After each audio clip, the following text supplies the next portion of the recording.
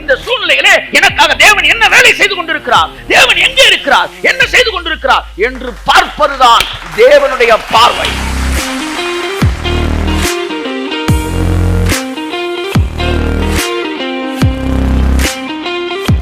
அவர் உங்களை சிறுமைப்படுத்துவதற்காக அமைதியா இல்லை. தான் திட்டமிட்டதை தவிர வேறு எதுவும் நடக்காது என்று அவர் அறிந்திருக்கிறபடியினால் அமைதியாக இருக்கிறார்.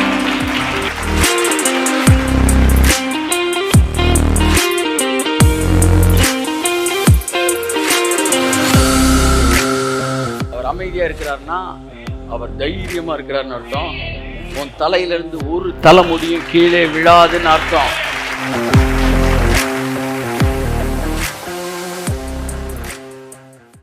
ஒரே ஒரு இன்ஃபர்மேஷனு, இப்போ ஒன்றும் இல்லை, இப்போ 120 இருக்கீங்க எல்லாம் ஒரு அனௌன்ஸ்மெண்ட், 110க்கு மேலே இருந்தால் சுகர் பேஷண்ட்னா இப்போ பாதி பேர் சுகர் பேஷண்ட். இப்போ என்ன சொல்ல வரேன்னா, we started moved by the negative dimension sight. அதனால பழத்தை சாப்பிட்டோன்னு வந்து கேட்குறாரு, ஆதாமீன் எங்கே இருக்கிறாய்? நான் நிர்வாணியா இருக்கிறேன். உனக்கு கர்த்தர் சொல்றாரு, நீ நிர்வாணி நேரா சொன்னது உனக்கு? கையெத்துங்க சார், இதான் காட் சைட் சார். நான் பாவி, யாரா சொன்னது? கையத்தட்டு, கையத்தட்டுங்க, கையத்தட்டுங்க. பாவி என்கிற வார்த்தை தேவன் சொல்லி கொடுத்தது இல்ல, பிசாசு சொல்லி கொடுத்தது. நிர்வாணி என்ற வார்த்தை பிசாசு சொல்லி கொடுத்தது. அவர் வந்து கேட்டார், யாரா சொன்ன நிர்வாணின்னு? அதுதான் தேவனுடைய பார்வை. ஆமென். அவன் நிர்வாணியா இருந்தும் அந்த நிர்வாணத்தை பாவமாக சொல்லாத பார்வை தேவனுடைய பார்வை. யார் உன்னை நிர்வாணி என்று உனக்கு அறிவித்தது யார்? ஆனா என்னைக்கு இந்த பழத்தை சாப்பிட்டோம்னா நெகட்டிவ் டைமென்ஷன் வந்துருச்சு. இன்னைக்கு நீங்களும் நானும் இந்த உலகத்தை இந்த நெகட்டிவ் டைமென்ஷன்லேயே தான் வாழ்ந்துகிட்டு இருக்கிறோம். ஆமென். உங்கள் வாழ்க்கையில எல்லாமே அதன் அடிப்படையில் தான் நடந்துகிட்டு இருக்கு. அதனால தான் நம்முடைய வாழ்க்கையில பதட்டம், பயம் எல்லாம் வருது. ஆனா இந்த பழத்தை சாப்பிட்டப்ப இன்னொரு கண் என்ன செஞ்சிருச்சு? மூடிருச்சு. மறுபடியும் அந்த கண்கள் இயேசு கிறிஸ்து பூமிக்கு வந்த போது, ஜீவ விருட்சத்தை நாம் புசித்த போது அந்த மனக்கண்கள் திறக்க ஆரம்பித்தது. அந்த மனக்கண்கள் திறக்க ஆரம்பித்த போது உங்களுடைய பார்வைகள், உங்கள் எண்ணங்கள் வேறு விதமாய் மாறியது. இப்போ நான் உங்களுக்கு சொல்கிறேன், சாதாரண டீமன் டைமென்ஷன் தான் எல்லாத்தையும் நம்ம ஃபிக்ஸ் ஆகிருக்கு. இயேசு நாமத்தில் இன்றைக்கி அந்த லென்ஸை பிடிங்கி வெளியே எரிஞ்சிட்டு புது லென்ஸை மாட்டிட்டு போகிறீங்க இல்லையா? சொல்லுங்கள். ஆமென். சாதாரண டைமென்ஷனில் இருக்கும்போது வார்த்தை எப்படி இருக்குது, தேவனுடைய டைமென்ஷன் வந்தோன்னா வார்த்தை, அதே வார்த்தை எப்படி மாறுதுன்னு உங்களுக்கு சொல்கிறேன். கொஞ்ச நாளைக்கு முன்னாடி ஒரு பிசாசை நான் விரட்டிக்கிட்டு இருந்தேன். இயேசு நாமத்தை வெளியே போயிருந்தேன். போக மாட்டேன், போறியா மண்டே, போயிரு. அப்போ பல்லு விளக்கிட்டு இருந்தேன். பல்லு விளக்கிட்டு போயிரு மரியாதையா. என்ன பல்லு விளக்கிட்டு பேசு? அப்புறம் வாயக்கு பிடிச்சிட்டு அவன்கிட்ட பேசுகிறேன், கிளம்புறியா இல்லை ஏசு? நான் உடனே அந்த ஆய்வு சொல்லிச்சு, நான் போகிறேன் ஆனால் மீண்டும் நான் வருவேன் அப்படின்ச்சு. இது அதிசயம் அட்வர்டைஸ்மெண்ட் மாதிரி பேசிக்கிட்டு இருக்கு நீ. அது சொல்லிச்சு, திரும்ப நான் வருவேன், நான் விலகவே மாட்டேன், நான் திரும்ப நான் வந்து மீட் பண்ணேன். போ அப்படின்னு அனுப்பிச்சி விட்டுட்டு அந்த உடனே 2 நாள் எனக்குள்ள இது ஓடிக்கிட்டே இருந்துச்சு. திரும்ப வரேன் இருக்கானப்பா. டமால் ஏதாச்சும் கிளாஸ் எழுதி தட்டி விட்டா ஏசு நாமத்தில் அந்த மாதிரி ஆகிடுச்சு. அவனோட வெற்றி என்ன தெரியுமா? போற பொண்ணை போட்டு விட்டு போடாம பாருங்க, அதுதான் அவனோட வெற்றி. இது வரைக்கும் நான் இருந்தனால நீ பயந்தேன், இப்போ நான் இல்லாமலே நீ பயப்படுவேன். நான் வருவேன், நான் உன்னை போக மாட்டேன். 2 நாள் அது ஒன்று. ஆண்டவரே இயேசு நாமத்தில் அந்த பிசாசு வருகிற வழியில் அடைக்கிறேன், அதை பண்ணுறேன், இதை பண்ணுறேன், ஆச்சா பூச்சா. நான் கர்த்தர் சொன்னார், இப்போ தான் காட்ஸ் டைமென்ஷன் வருது. அவர் பேசும்போது அந்த டைமென்ஷன் சொல்கிறாரு, பரவாயில்லப்பா, நான் 1000 வார்த்தை உன்கிட்ட சொல்லியிருக்கிறேன், நான் உன்னை விட்டு விலகுவதில்லை, உன்னை கைவிடுவதில்லை, உயர்த்துவேன்னு. ஒரு வார்த்தை கூட நீ இந்த அளவு நம்பினதே இல்லை. அவன் ஒரே ஒரு வார்த்தை தான் சொன்னான், இவ்வளோ ஆழமா நீ விசுவாசிக்கிறியேன்னாரு. அதை கேட்ட உடனே என் கண்ணு திறந்துச்சு. சீ, இந்த வேலைக்கார பையன் சொன்னதை இவ்வளோ பெருசா எடுத்துக்கிட்டுமே. ராஜா எஜமானன் சொல்றாரு, நான் உன்னை விட்டு விலகுவதும் இல்லை, உன்னை கைவிடுவதும் இல்லை, உன்னை தொடுகிறவன் என் கண்ணின் மணியை தொடுகிறான் என்று சொல்லி இருக்கிறாரே. ஏன் அதை இரவு பகல் நான் தியானிக்கவில்லை? ஏன் அதை குறித்து நான் சிந்திக்கவில்லை? இந்த சூழ்நிலையிலே எனக்காக தேவன் என்ன வேலை செய்து கொண்டிருக்கிறார், தேவன் எங்கே இருக்கிறார், என்ன செய்து கொண்டிருக்கிறார் என்று பார்ப்பதுதான் தேவனுடைய பார்வை. அதுதான் மனக்கண்கள் திறக்கப்பட்ட ஒரு பார்வை. எல்லா சூழ்நிலைகளிலும் வியாதி என்ன செய்கிறது என்பதை மருத்துவர்கள் பார்க்கிறார்கள். எல்லா சூழ்நிலைகளிலும் பிசாசு என்ன செய்கிறார் என்பதை குறி சொல்வர்கள் பார்க்கிறார்கள். எல்லா சூழ்நிலைகளிலும் தேவன் என்ன செய்து கொண்டிருக்கிறார் என்பதை விசுவாசி பார்க்க வேண்டும். இப்பொழுது ஒரு கேள்வியை நான் கேட்கிறேன், உன்னுடைய வாழ்க்கையில இப்பொழுது தேவன் என்ன செய்து கொண்டிருக்கிறார்? ஆச்சா, தூங்கிட்டு இருக்கிறாரா? என்ன செய்யறாரு? அதை பத்தி நான் யோசிக்கவே இல்லை சார். யோசி. வியாதி என்ன செய்யுதுன்னு யோசித்தியே, சூழ்நிலை என்ன செய்து யோசித்தியே, சத்துரு என்ன செய்யறான்னு யோசித்தியே, தலைவர் என்ன செய்யறாரு, தேவன் என்ன செய்யறான்னு யோசிக்கல. ஒவ்வொரு சூழ்நிலையிலும் தேவன் என்ன செய்து கொண்டிருக்கிறார்? நான் சொன்னேன் சமீபத்தில், நீங்க ஏன் அமைதியா இருக்கிறீங்க ஆண்டவரே? Why do you keep your mouth in mum? ஏன் அமைதியா இருக்கிறீர்? அப்ப தேவன் டைமென்ஷன் பேசுறாரு. நான் அமைதியா தான் இருக்கிறேன், யாருக்கு என்னது, ஆனா ஏன் அமைதியா இருக்கேன் தெரியுமா? அப்படின்னா அவர் அமைதியா இருக்கிறார்னா அவர் தைரியமா இருக்கிறார்னு அர்த்தம். உன் தலையிலிருந்து ஒரு தலைமுடியும் கீழே விழாதுன்னு அர்த்தம். போயிட்டே இருங்க, போயிட்டே இருங்க. வேற எதுவும் டைரக்ஷன் இல்லைன்னு அர்த்தம். போட்டு சுரண்டிக்கிட்டே இருக்கக்கூடாது.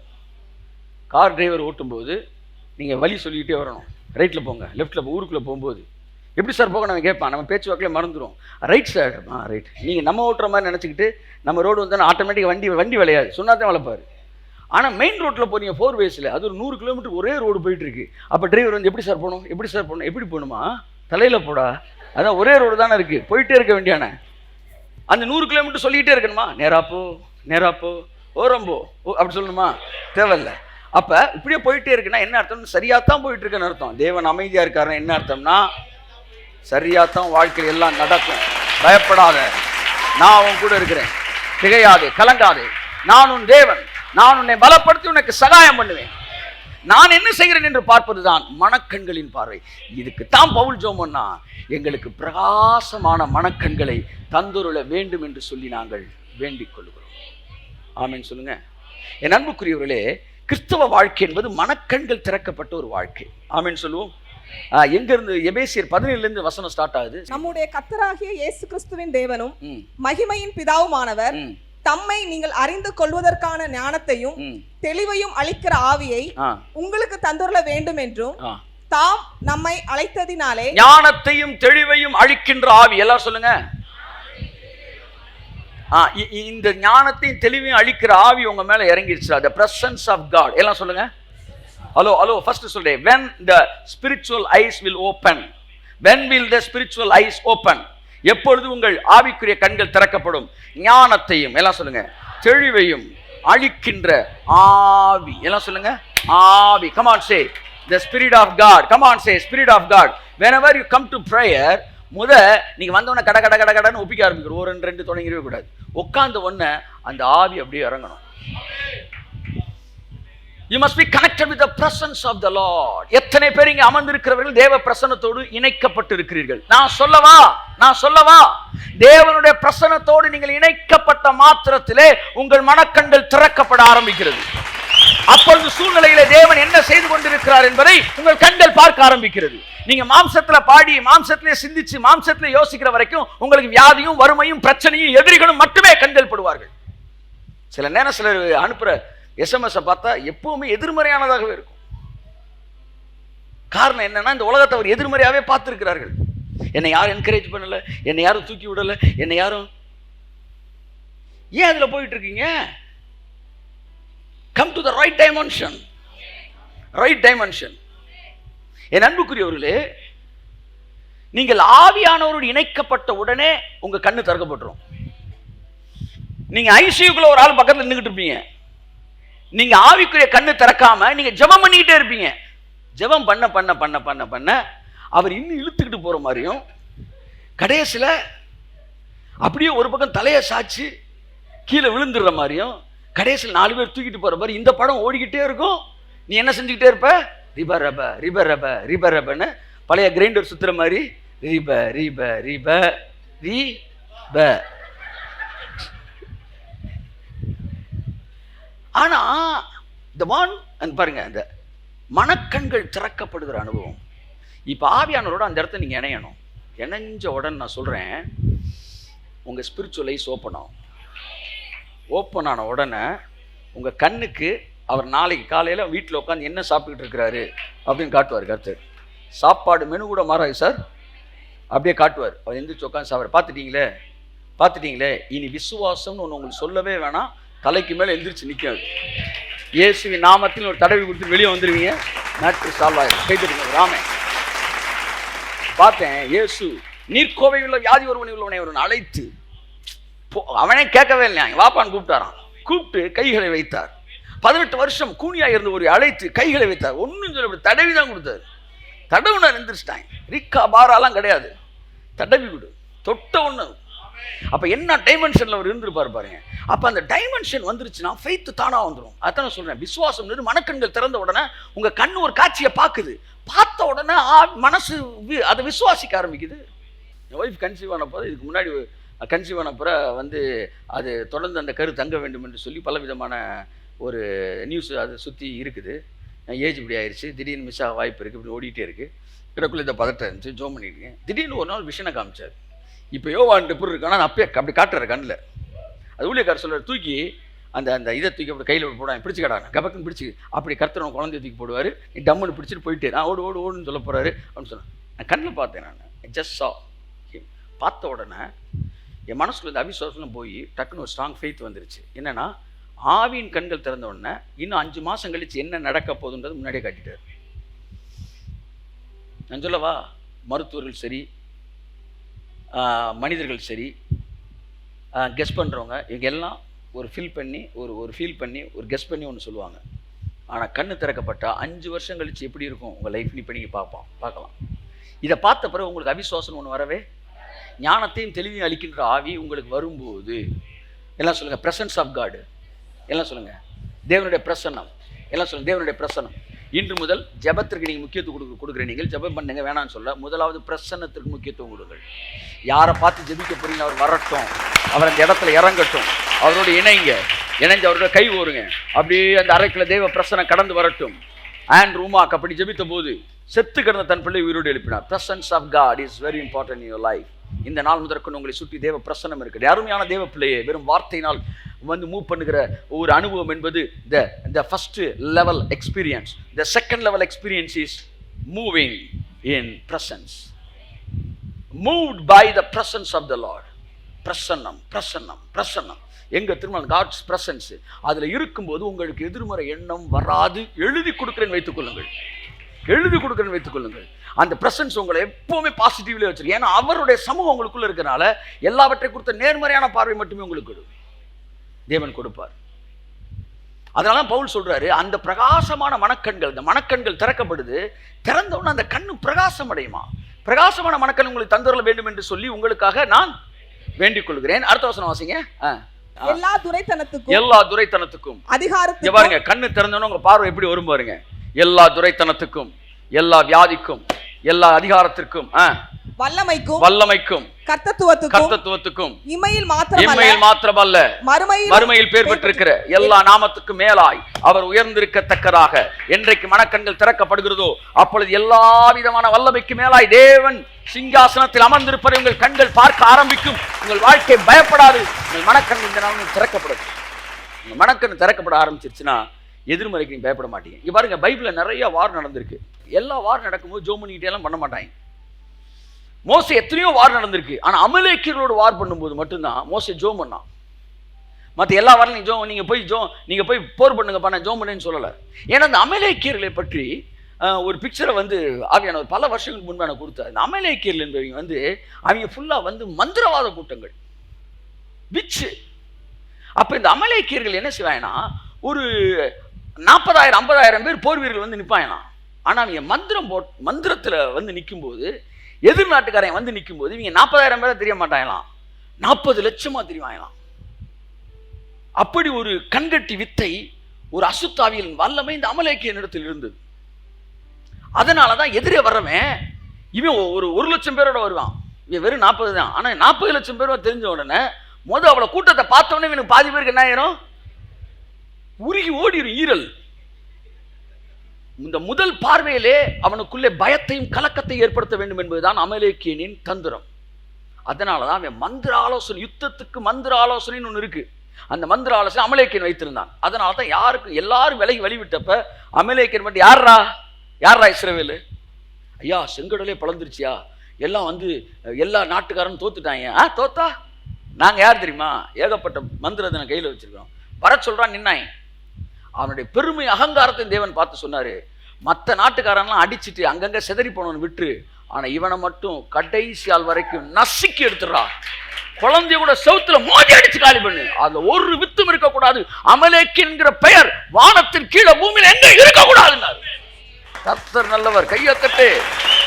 எந்த ஸ்பிரிட்டு, எந்த வியாதி அல்லது எந்த பணம், எந்த பிரச்சனை உங்கள்கிட்ட தொடர்ந்து போராடுதுன்னு வச்சுக்காங்களேன், அதுக்கு ஒரு பெருமை இருக்கும். நீங்க ஜெபிச்ச பிறகும் துரத்துன பிறகு திரும்ப வேலை பார்க்குதுன்னா எழுதி வச்சுக்காங்க, மற்ற பிரச்சனையை கூட ஓடிடும், லைட்டா ட்ரேஸ் இருக்கலாம், ஆனா இந்த பிரச்சனை இனி சாகுற வரைக்கும் உங்கள்கிட்ட வரப்போறது இல்ல. அப்படி ஒரு ஜட்ஜ்மெண்ட் அந்த பிரச்சனை அவன் தலையில அதுவே எழுதிக்கிட்டு இருக்கு.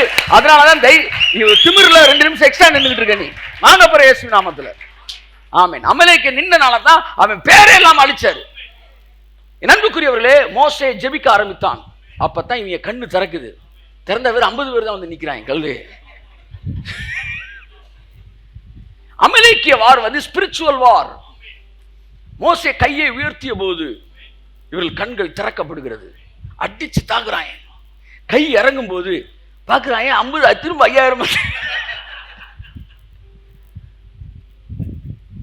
உங்க வாழ்க்கையில கூட உங்க ஸ்பிரிச்சுவல் ஐஸ் ஓப்பன் ஆகும்போது உங்க எதிரி ஆளே கிடையாது.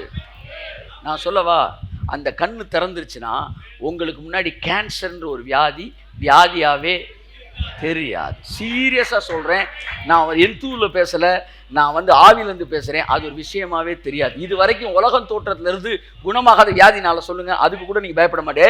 போடா, கர்த்தர் ராஜரிகம் பண்ணுகிறார். ஆமென். பூமி கீழ்பட்டு இருக்க வேண்டும் என்கிற மனநிலை உங்களை அறியாமல் வந்துடும். நீங்க சிங்கத்தை போல அறியாமல் மாறிவிடுவீர்கள். அதுதான் அந்த மனக்கண்கள் திறக்கப்படுகிற அனுபவம். அதனாலதான் பவுல் ஒரே ஒரு ஜெபத்தை பண்ணான். இந்த ஜெபத்தை தான் கெனத் ஹேகின் வந்து 40 வருஷம் ஜெபிச்சாராம், மன்னிக்கும் 14 வருஷம் ஜெபிச்சாராம். தன்னுடைய ஜனங்களுக்காக கையை வச்சு ஆண்டவரே, என்னுடைய பிள்ளைகளுடைய மனக்கண்கள் திறக்கப்படும். அந்த ஜெபத்தோட விளைவு தான் நீங்க நம்ம கண்ணெல்லாம் திறந்திருக்குன்னு நான் சொல்றேன். உங்க மனக்கண் திறக்கணும். இன்றைய பிரச்சனை என்னன்னா, பக்கத்தில் தட்டி சொல்லுங்க, உங்க கண்ணு திறக்கணும், அவ்வளவுதான். ஆகார் அழுதால், எனக்கு ஒரு எனக்கு தண்ணீர் தர வேண்டும் என்று சொல்லி ஆகார் அழுதால், என் பிள்ளை சாக போகுது, அந்த பிள்ளை சாகிறத நான் பார்க்க மாட்டேன்னு போட்டுட்டு ஓடி போய் அழுகிற ஆகார். எவ்வளவு ஒரு கொடுமையான ஒரு மனநிலை. கணவன் கைவிட்டு விட்டான், பிள்ளையும் தாயும் மனாந்தரத்தில் திரிகிறார்கள். அந்த சின்ன பிள்ளை தண்ணிக்கு அழுகுது, குடுக்கிறதுக்கு தண்ணி இல்லை, அது சாகிறத பார்க்க முடியல. ஆகாரால போட்டுட்டு போய் அழுகிறா. அப்ப தேவன் பிள்ளையின் சத்தத்தை கேட்டார். கையத்தட்டு. நம்ம நினைக்கிறோம்ல, நல்லா ரசிக்கப்பட்டு நம்ம வந்து நல்ல ஃபாஸ்டிங் நல்ல ஒரு லெவலுக்கு வந்து ஸ்பிரிச்சுவல் விஷயங்கள்லாம் அறிஞ்சு ஜெபிச்சோன்னா கர்த்தர் கேட்டு பிள்ளை சவுண்டை டைரக்டாவே கேட்கிறாராம். என்ன ஆகு, டக்குன்னு முடிச்சு விடியான்றாரா. ஆகார கேட்கல, பிள்ளையின் சத்தத்தை கேட்டார். அங்கே ஊற்றை தேவன் திறக்கலையா, ஆகாரின் கண்களை திறந்தார். அப்ப ஊத்து ஏற்கனவே அங்கதான் இருந்துச்சு. இன்று திறக்கப்பட வேண்டியது ஊற்று அல்ல, இன்று திறக்கப்பட வேண்டியது உங்கள் கண்கள். உங்கள் கண்கள் திறக்கப்பட்டு விட்டால் உங்களுக்குள்ளே ஒரு ஜீவ ஊற்று இருப்பதை நீங்கள் அறிந்து கொள்வீர்கள். கைத்தட்டுக்கு அதை ஏற்கனவே சொன்னேன் பார்த்தீங்களா, அந்த ஜீவ ஊற்று சுரக்க ஆரம்பிக்கும் போது உங்களுக்குள்ள இருக்க வியாதி எல்லாம் ஆட்டோமேட்டிக்காக மறையும். அந்த நாளுக்குள்ள வந்துட்டீங்க. உங்களுக்குள்ள ஒரு சுரப்பி இருக்கு, அந்த சுரப்பி ஜீவ ஊற்று. எப்படி வந்து சேட் நியூஸை கேட்கும் போதெல்லாம் உங்களுடைய கண்ணீர் சுரப்பி வேலை செய்கிறதோ, பயமுறுத்துற விஷயத்தை கேட்கும்போது உங்களுக்குள்ள வேறு சுரப்பி வேலை செய்கிறதோ, அப்படி தேவனுடைய வார்த்தையை கேட்கும்போது உங்களுக்குள்ள ஜீவ சுரப்பி வேலை செய்கிறது. இப்பொழுது அந்த சுரப்பி வேலை செஞ்சுக்கிட்டு இருக்கு. உங்களுடைய சுகரை அழிக்கக்கூடிய ஒரு சுரப்பி இப்பொழுது வேலை செய்து கொண்டு இருக்கிறது. சுரக்காத இன்சுலின் எல்லாம் இயேசுவின் நாமத்தில் சுரக்கிறது. உங்க வயிற்றில் இருக்கிற கேன்சர், உங்கள் சரீரத்தில் இருக்கிற கேன்சர், எந்த விஷயம் இருந்தாலும், அல்லது வந்து உங்களுக்கு இருக்கிற டிபி அல்லது HIV, what ever it maybe, உங்களுக்குள்ள ஒரு ஜீவ சுரப்பி இருக்கு. இந்த வார்த்தையை நீங்க கேட்டுக்கொண்டிருக்கும் இந்த சுரப்பிலேருந்து அப்படியே டிராப்பா உள்ள இருந்து வெளியே வருது. அது போய் உங்க HIV, உங்க டிபி, உங்க tumour, what ever it maybe, அதை அப்படியே ஹீல் பண்ண ஆரம்பிக்கும். ஸோ ஒன்று பிரசன்ஸ் ஆஃப் காட் வந்த உடனே பாருங்க மனக்கண் திறக்குது. திறந்த உடனே துரைத்தனத்துக்கு அதிகாரத்துக்கு மேல இருக்க கடவுளை பத்தி பேச ஆரம்பிக்கிறான். நீங்களும் அப்படி பேச ஆரம்பிப்பீங்க. ஆமேன்னு சொல்லுங்க. ஒரே நாள் நடக்கல, பரவாயில்ல சார், நீங்க திறந்துட்டாலே போதும். அதுக்கப்புறம் அந்த சின்ன பிள்ளை கண்ணு கொஞ்சம் கொஞ்சமாக பிரைட் ஆகி, இப்போ நான் பக்கத்து ரூம்ல இருந்து கையை காமிச்ச கூட கிளீனாக பார்க்குறேன். அப்படின்னு நான் ஃபோனில் பேசிக்கிட்டு இருந்தா இப்படி பால் குடிச்சிக்கிட்டு இருக்கேன், திரும்பி பார்க்குறான். அவன் பார்க்குற பார்வையில் என்ன ஸ்டைலு, என்ன லுக்கு அப்படின்ற மாதிரி அப்படியே சிரிச்சுக்கிட்டே அப்படி பார்க்குறது. நான் கவனிக்காம டக்குன்னு பார்க்க ஒருத்தர் என்ன நம்மளை ரசிச்சுக்கிட்டு இருக்கான். பார்த்தேன் சிரிச்சு திரும்ப வேலையை தொடங்குறான். இப்போ அவனுக்கு எவ்வளோ தூரத்தில் இருக்கிற மேட்டர் தெரிய ஆரம்பிக்குது. அப்படித்தான் உங்கள் ஸ்பிரிச்சுவல் ஐஸ் இருக்குது, மனக்கண்கள் அது திறந்த உடனே கர்த்தர் நிற்கிறது தெரியும், கர்த்தர் வேலை செய்யறது தெரியும். அவர் நிற்கிறத பார்த்தோன்னா உங்களுக்கு வியாதி மேலே பயமே இருக்காது, சூழ்நிலை மேலே பயமே இருக்காது, கடன் மேலே பயமே இருக்காது, எதிர்காலத்தை பற்றி பயமே இருக்காது. அவர் கூட